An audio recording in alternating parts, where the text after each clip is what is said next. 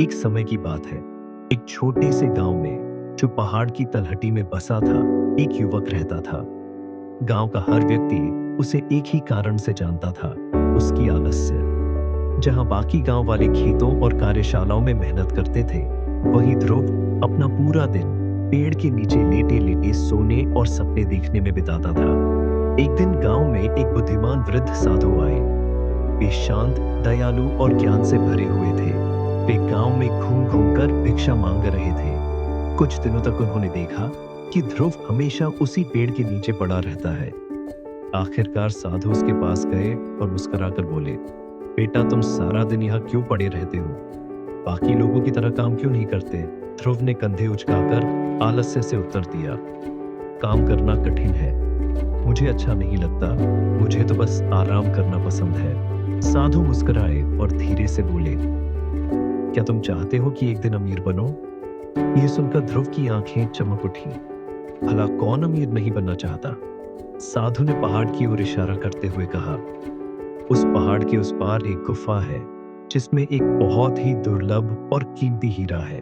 अगर तुम उसे पालो तो हमेशा के लिए अमीर हो जाओगे।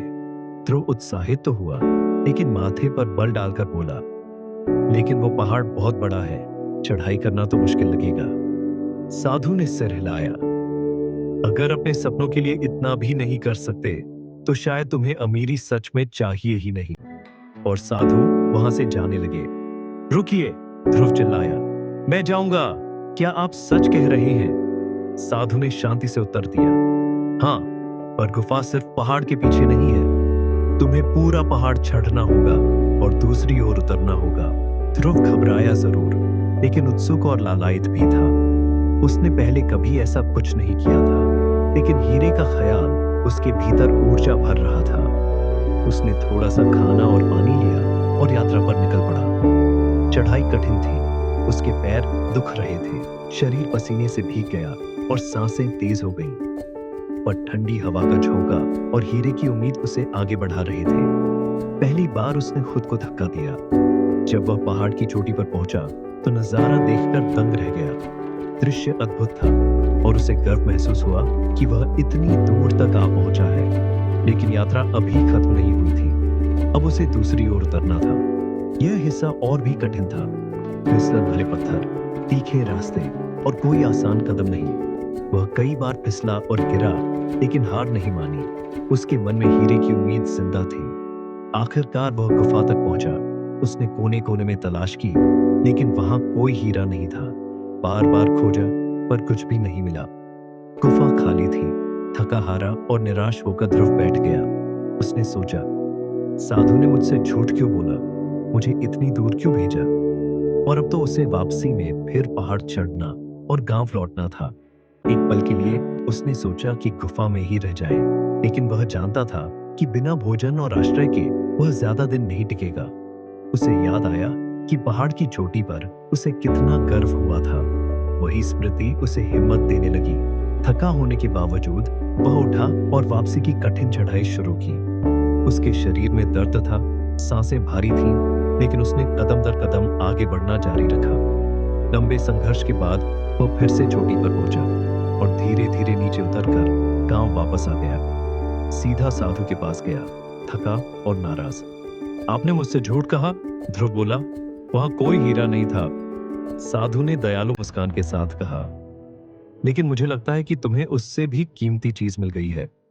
ध्रुव ने भौहें चढ़ाकर पूछा, आपका क्या मतलब है? साधु बोले, तुम्हें मेहनत का हीरा मिला है, परिश्रम का खजाना। पहले तुम इतने आलसी थे कि कुछ भी नहीं करते थे, लेकिन आज तुमने पहाड़ चढ़ा, दूसरी ओर उतरे और वापस लौटे। तुमने हार ना मानने की शक्ति को खोज लिया है। ध्रुव अचानक समझ गया।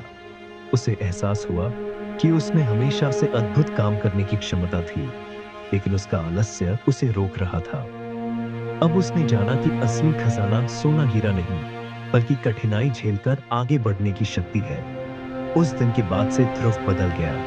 वह खेतों में मेहनत करने लगा, दूसरों की मदद करने लगा और अपने आप पर गर्व महसूस करने लगा। वह नया इंसान बन गया था, किसी हीरे की वजह से नहीं, बल्कि अपनी दृढ़ निश्चय और परिश्रम की वजह से। कहानी की शिक्षा, साधु की चुनौती का अर्थ यह था कि आलस्य कोई ऐसी चीज नहीं है जिसे स्वीकार कर लिया जाए।